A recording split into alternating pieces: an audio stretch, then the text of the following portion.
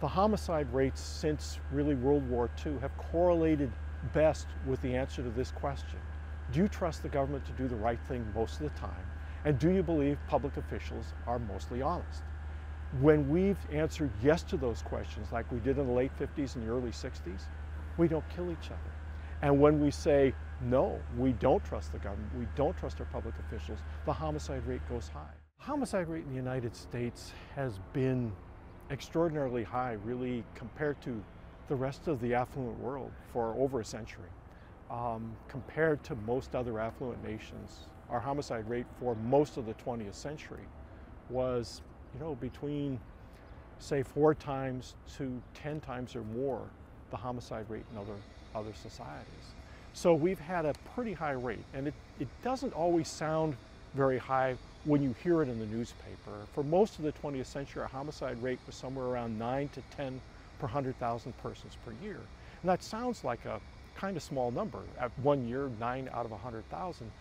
But you have to multiply that by your life expectancy, because you're exposed to that rate for your entire life. So that means each year you've got that chance. And so when you look at that homicide rate that we had for most of the 20th century, and you multiply it by life expectancy, if we were to maintain that rate, it would mean that roughly 1 out of every 160 children born in the United States today would be murdered. It works out to about 1 out of every 460 white females. The statistics are by white, non-white. For about 1 out of every 160 white males, about 1 out of every 110 non-white females, and 1 out of 27 non-white males. It's a huge toll. And so when we think about those numbers, it's a really costly thing. Now, our homicide rate is lower than it was at its peak between the mid-60s and the early 1990s. But still at the rates we're running today, between 5 and 6 per 100,000. And we were there for part of the 20th century at these rates before. You're still talking about 1 out of every 200 children born in America, roughly, will grow up to be murdered.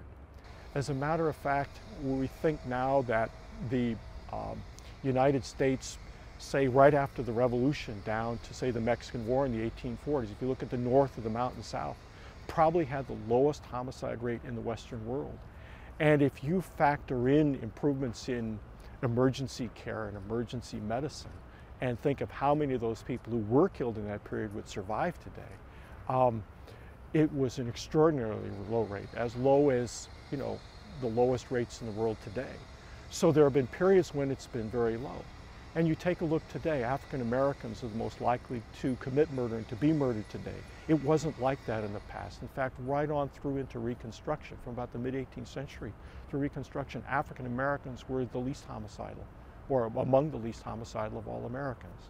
So something changed in the late 19th century, early 20th century to shift those relative proportions, where whites who had always been, European Americans who'd always been the most homicidal and murderous, became slightly less murderous, and African Americans became more likely to kill. Now, that doesn't mean that African Americans were not less likely to be murdered. In fact, they were murdered at a very high rate during Reconstruction, compared to other Americans, but they were not the perpetrators, they were the victims. And African Americans really had a low homicide rate amongst themselves. If you take a look at slavery or early Reconstruction in the South, African Americans were less likely to kill each other than the whites were. So these patterns have changed dramatically over time, which I look at it and I say, well, there's hope, because it's not inevitable that the United States is murderous or that a particular group of Americans is murderous. But figuring out why those rates go up and down, how that changes over time, is what we try to figure out. Where we got out of bounds was beginning in the 1840s and 1850s, when the country fell apart over the issue of slavery. And what we're beginning to see is what drives the homicide rate. It's hard to imagine this, that whether somebody rapes and murders a young woman that they don't know, whether somebody gets in a deadly bar fight and kills their best friend, has to do with the political system, has to do with feelings and beliefs associated with government and society. One of the things that we really see break down in the mid-19th century, we have a failure of nation building, essentially. Our nation falls apart. And we're now thinking over 700,000 people were killed in that conflict. And during Reconstruction, easily 100,000 murders or more coming out of that devastating event. And when you have that kind of loss, that kind of hemorrhage, when the state breaks down, when you have political instability, when people lose trust in government, when they don't have that sense of fellow feeling that goes beyond the bounds of their family, that encompasses a racial group or a national group or a religious group, the murder rate can really skyrocket. It can go to 10 to even the hundreds per 100,000. Some of the places in the United States in the borderland where the conflict was most intense, the murder rate is getting up over 100 per 100,000 per year. And that's when we kicked out. Up until then, I think our homicide rate was actually lower than Canada's and lower than England's. And the Canadians always say, well, you're so violent. Well, up until that state breakdown, our country was working pretty well. It was the peak for African-American distrust of government came during the Nixon administration, 1971 to 74. And that's when African-American homicide rates are highest. And when did white homicide rates peak? It was 1980. And that was when you see that accumulative anger over affirmative action, busing, welfare, defeat in Vietnam, the humiliation of the hostage taking in Iran, and our inability to do something about it, proactively, that it lingered. That's when white trust in government went down lowest.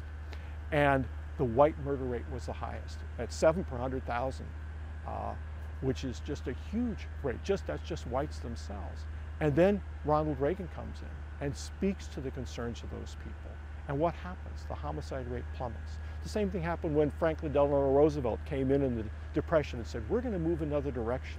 And it wasn't the first year of his administration, but the second year when people started to trust him and to say, this is someone who cares, this government cares, I'm empowered, I'm included, I matter. You see the homicide rate drop rapidly for all Americans. And of course, you see that drop under Reagan too, interestingly enough. So it's not a partisan thing, in other words. It has to do with how people feel generally about that person, whether they feel connected or included.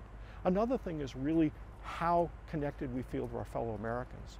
The best correlate that I've found of the homicide rate from colonial times into the 19th century, and this is a strange one, it's the percentage of new counties in any decade that's named after national heroes. When we name our counties after national heroes, George Washington, Thomas Jefferson, etc., we don't kill each other. This is unrelated adults. But when that number's low, and when did it drop? It dropped in the 1840s and 1850s as people started to think we're not a nation anymore. We're deeply divided. And that number went down and the murder rate went up. The same thing happened in the colonial period when from, say, this is one people won't know about, the Glorious Revolution of the 1680s. But that increased trust in government in Great Britain, the empire, the identification. So the number of counties named after British heroes went up to 80%. The homicide rate dropped. But when the imperial crisis came in the 1760s and 70s, that number dropped. We started to kill each other. So it's a way of saying, something about solidarity. Another thing is hate speech. We find we're starting to be able to map out the use of words now and these kinds of hate speech and how intense these feelings were. The best you could, if you map out the use of the N-word in the 19th century and what percentage, how often that was used in the books that are published, say the Google Ngrams, you will map out the homicide rate perfectly. It's scary. In other words, when that racial hatred, that racialization of hatred comes and we're the sectional crisis in the 1840s and 1850s, the homicide rate booms and it just goes up, peaks during the Civil War, goes down as Reconstruction ends, and then the crisis of the 1890s, it goes back up again. It just follows that same pattern. And it works the other way. The other phrase that the anti-abolitionists used was the abolitionists used was the slave power. In other words, this is our Americans. These are not our fellow Americans. They're tyrants. They brutalize their fellow human beings. We want nothing to do with them. And when that speech, that anger towards the white Southern elite comes in, you'll see it maps out the murder rate too. So we're trying to look at ways to measure these kinds of emotions. But political instability, the breakdown of national cohesion seems to be really what we're looking at. So if you ask, it's something that my friends in Europe and Canada have always asked me, you Americans really hate your government. We've never heard so much hatred of government speech. And I'm not talking about that in a partisan way. You know, people get upset in this country, and it goes back to that distrust really gets amplified during the Civil War. And, you know, we're still fighting the Civil War. You look at the electoral map of Bush versus Gore. It's the flip of the electoral map for Lincoln versus everybody else. Those political divisions are still there, and the feelings are still there. And so that's why we think as historians, as social scientists, or many of us are beginning to think, this is how we got into this thing.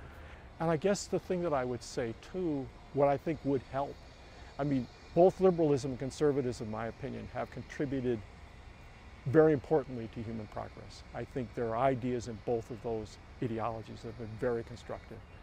But their theories of violence don't work. I mean, because it's not about deterrence, and it's not about the economy working well. You know, sometimes in the Great Depression, the homicide rate goes down. You know, the 1960s, it goes up. It can't be the economy. We look at religion. We are the most church-going people of any affluent nation, and we have the highest percentage of people who believe in God. You know, and still we kill each other. How can that be? So our faith doesn't even, I mean, our extraordinary faith doesn't solve this problem. And if you think the people who are doing the murders don't think of themselves as godly, well, most of them do. They're God-fearing people who think that person deserves to die. I mean, you'll even read in these murder things, you know, God told me, you know, got what he deserved. So that doesn't work, because when you have that anger there, you know, even people use their religion the wrong way or ignore it, their faith. And so I think we have to get away from the idea that our ideologies are going to have the answer to the homicide problem among adults. We've got to look elsewhere, and that's what we're trying to do.